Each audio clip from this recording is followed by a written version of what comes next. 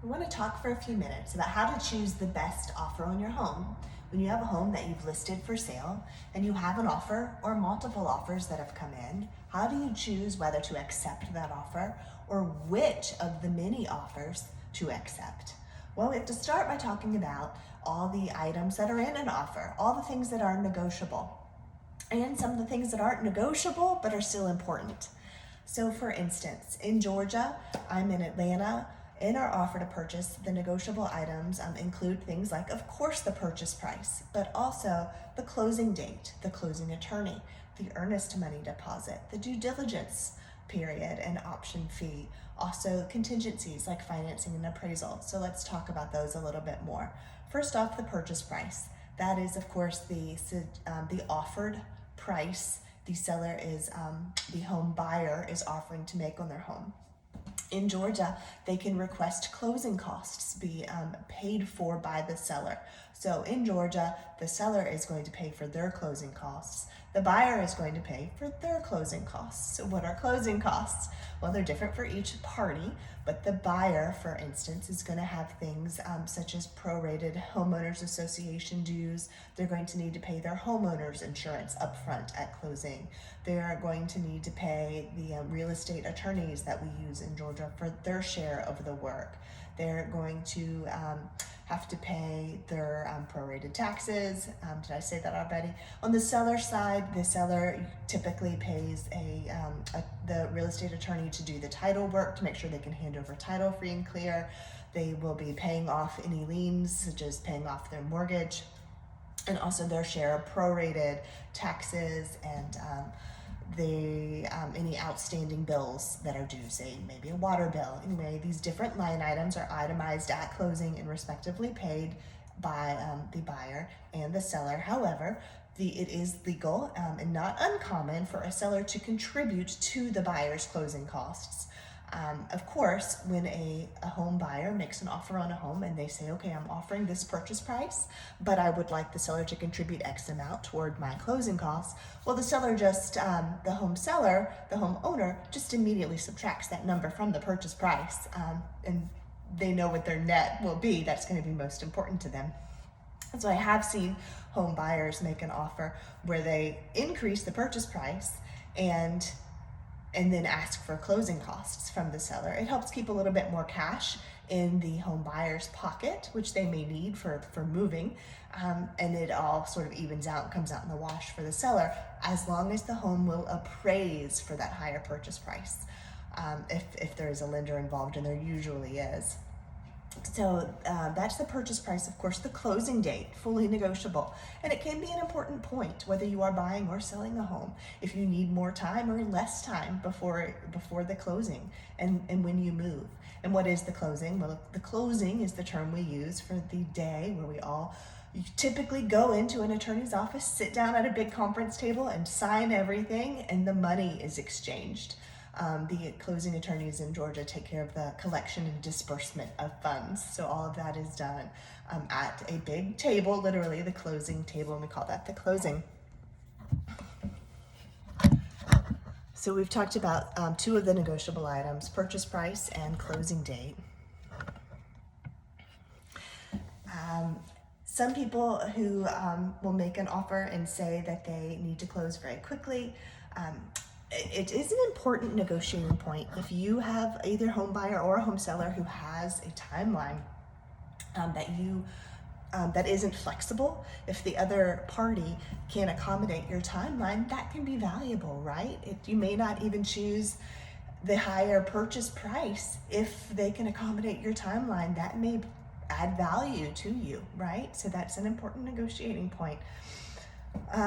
The earnest money deposit is sort of, as the name implies, it says that a home buyer earnestly intends to purchase the property.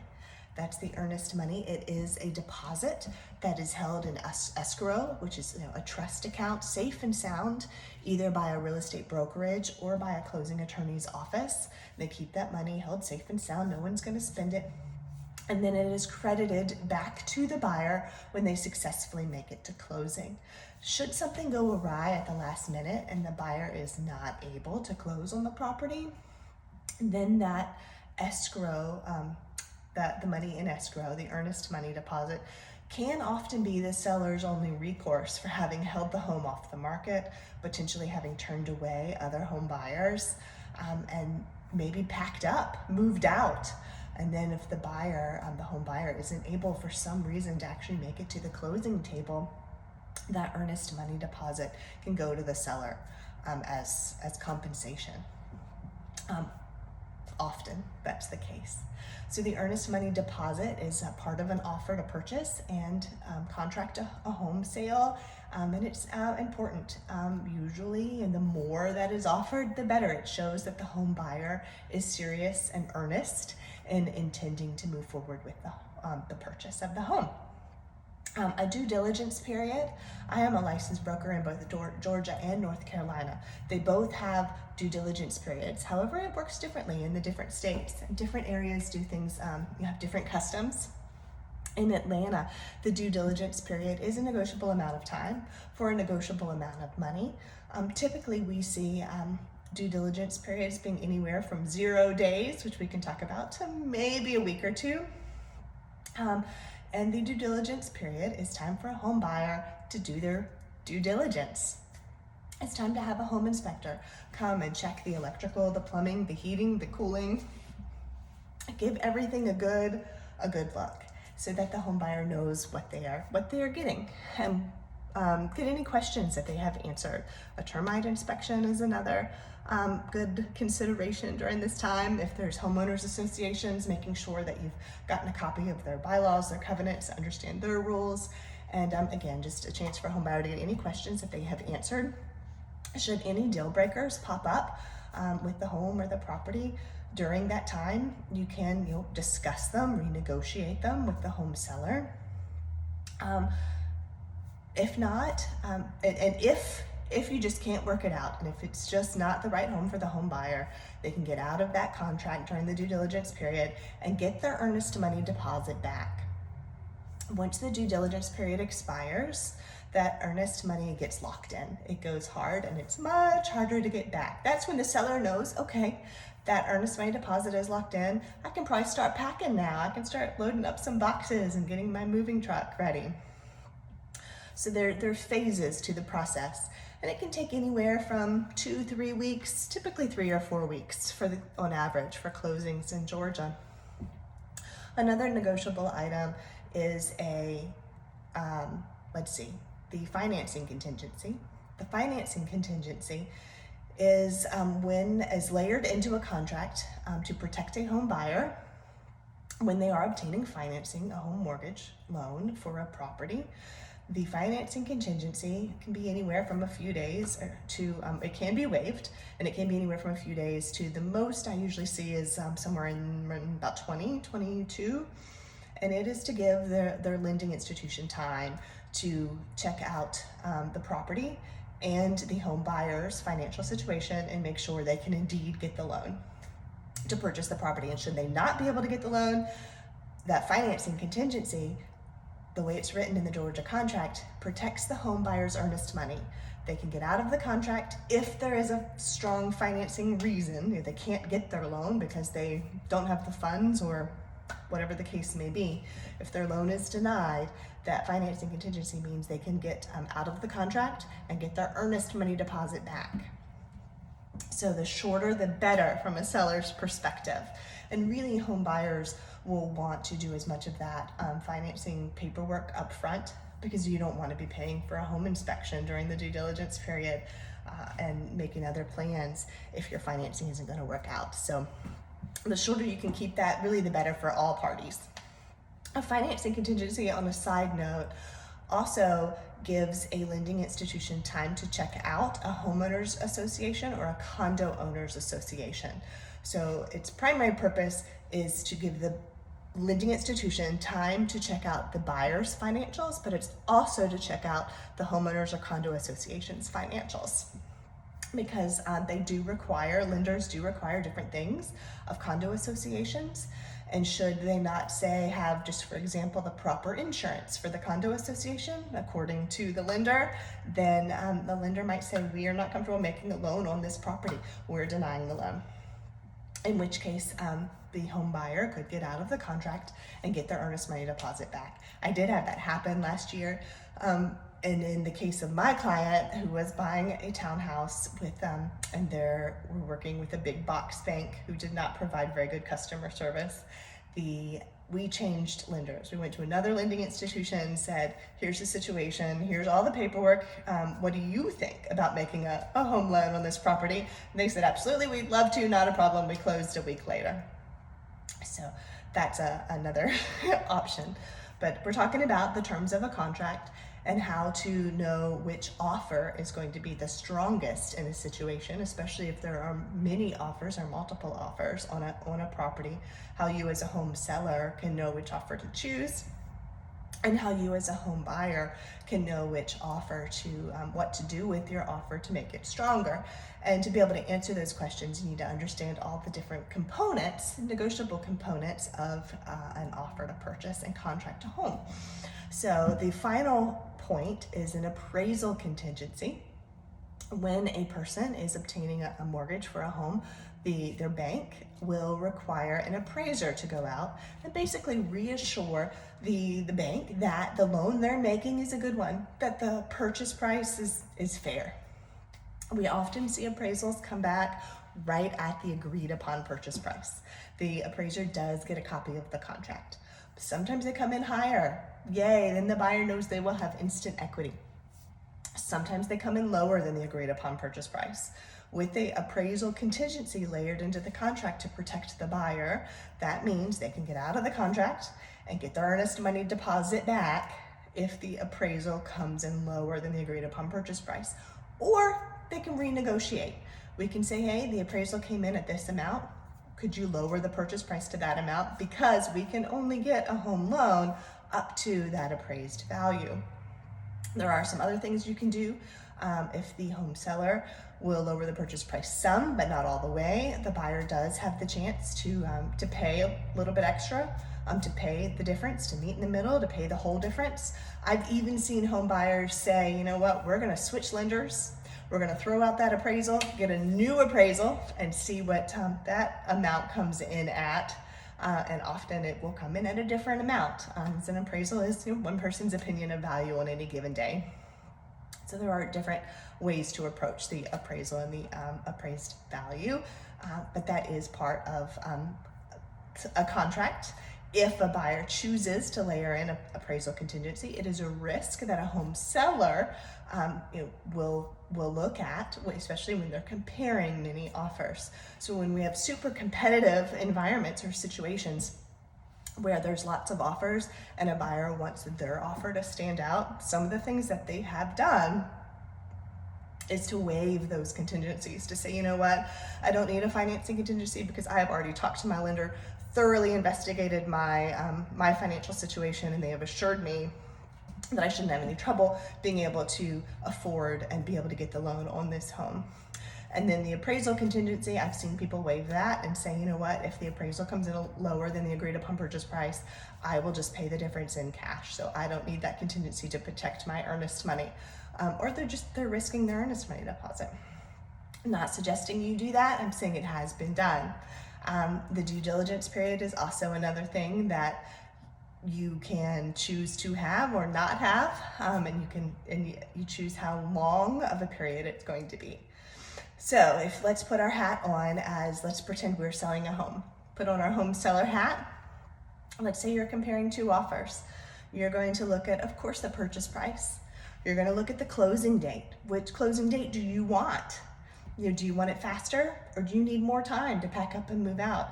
Maybe you need the option to stay in the home after closing for a few days to pack up and move out. Can one of the buyers accommodate that? That's going to make one offer stronger than another. And then we're going to look at the earnest money deposit. Who's offering more? From the seller's standpoint, the higher the earnest money, the better. So purchase price might be higher, but if that earnest money is really low and they don't have much skin in the game, if you will, you're not sure how earnestly they intend to move forward with the purchase, maybe that offer isn't quite as strong. And then the due diligence period, from a selling standpoint, the faster that can be, usually the better. Just because that's a a time period that you are holding the home off of the market, and you may, it may or may not work out. During the due diligence period, the buyer can get out of the contract for any reason or no reason whatsoever and get their earnest money deposit back. So shorter is better when you're weighing offers. And then look to see if there are other contingencies added in. Did they use the financing contingency? Did they layer that in? Did they layer in an appraisal contingency or not? There are other things that can be written into a contract, such as a home sale contingency. The person making an offer on your home, let's say they made a really high purchase price amount, but they have a home they have to sell before they can purchase your offer. That adds a lot of complication and risk, and may make that offer not quite as strong, even though the purchase price is higher. So these are things that we help you understand and weigh when you're looking at many offers. Another thing to think about is the home buyer who's making an offer. How financially viable are they? All offers, when I am representing a person selling a home, I'm the listing agent, I always ask that an offer from a home buyer be accompanied by a pre-approval letter from a reputable lender or proof of funds if they are paying cash. So this is no confidential information about the home buyer, but it is a way to let the home seller know whether that person making the offer is financially viable and can indeed financially move forward with the purchase of the home. We really don't need to know any personal information about the home buyer, but the seller does have a right to know if they're financially viable, if they can financially complete the purchase. So I usually will call the home buyer's lending institution, and ask, did you check their credit? Did you check into their financial situation? Have you seen their tax records or their paycheck stubs or whatever the case may be? Just want to have that reassurance that they are financially capable of purchasing the home. And that can make a huge difference. When you're back to, remember, we're wearing a hat, the home seller hat. We're looking at two offers. If one person's lender answers the phone and I know that they are local and a respected lender who does a good job and gets their clients to closing on time, and they tell me that that person, they have checked their credit, they've checked their job history. Again, I don't need to know their credit or their job history, but I want to hear a local reputable lender say that they have and that they vouch for them. That can be really valuable, and that can mean that offer might win out over another offer, even if, say, the purchase price isn't as high. If I know that they have a local reputable lender with a good track record, that means a lot. So put on your home buyer hat, and you get it, right? Flip that over. You want to work with a reputable local lender who will check into your financials so that you know what you can afford to purchase, you know what you can make an offer for, and indeed be able to complete that offer through to closing and get the home without wasting your time or anyone else's. And you know that when you're up against other offers, or even not up against other people, just if you want a seller to accept your offer, you want to be working with a reputable local lender who can vouch for you, who will vouch for you, who will pick up the phone and answer a call on nights and weekends, because invariably that's when we end up making offers, and when a listing agent's going to want to call and say, hey, can this person complete the purchase? So let's see, we've gone over a lot, all the different components of an offer. There's a lot of items that are negotiable and several things to think about when you are trying to choose which offer is going to be stronger. If someone is making a cash offer and they have included the proof of funds, what does that mean? Proof of funds can be as simple as a screenshot or a bank statement showing you have that amount in savings or in securities or some asset that is easy to liquidate and get out quickly. Often it is a letter from a financial institution saying that you can indeed make the cash purchase. And again, it's going to have a contact info for somebody that can be contacted by phone to vouch for you and your ability to move forward with your offer. So cash offers are often more attractive than financing, only because they don't layer in those contingencies we talked about, the financing contingency and the appraisal contingency. However, do note that when you make a cash offer on a home, You can still layer in the appraisal contingency if you want to. You're not going to have a lending institution say that you have to have an appraiser come and agree with the value of the purchase price. But you can choose to do that if you want to. Say, hey, I want an appraiser to reassure me personally of the purchase price, that the purchase I'm making is a good one and a fair one. Otherwise, I can get out of this contract and get my earnest money deposit back. It's not done very often, but it is an option. So I'm Judy with the Sage+Grace Realty Group. Please check out our website, subscribe and like and all that good stuff. It would mean the world to me. Leave a comment with what you like to see, how you would choose an offer over another, what you like to see in a contract, or what you think could make your offer stand out. Any questions that you have, we'd love to see them. Thanks so much. Have a good day, everyone.